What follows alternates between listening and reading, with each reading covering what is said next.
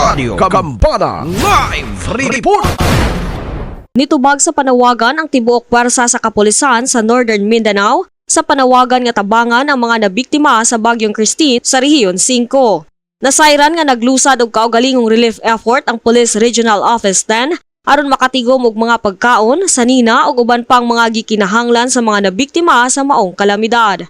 Gawa sa relief efforts, nakalikom usab og dakong kantidad ang kapulisan nga gikan sa ilang binulang suhulan aron ipadala ang ayuda ngadto sa mga apektadong lugar. Kahinumduman nga gikuso-kuso sa Bagyong Christine ang pila ka bahin sa Luzon ug gisundan kini sa Bagyong Leon ug ning kasamtangan mipadulong na usab sa maong lugar ang direksyon sa Bagyong Marcy.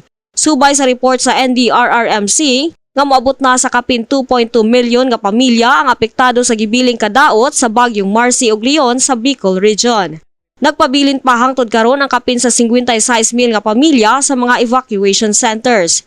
Tungod niini, paspas nga milihok ang Police Regional Office 10 aron makapadala og hinabang alang sa mga biktima sa maong kalamidad, kaabag ang Philippine National Red Cross ug uban pang mga ahensya sa gobyerno ug komunidad. Alang sa DXDD Radyo Kampana, ang radyo sa simbahan, ako si Double D 15 Kimberly Mahinay, Danag sa Dakbayan.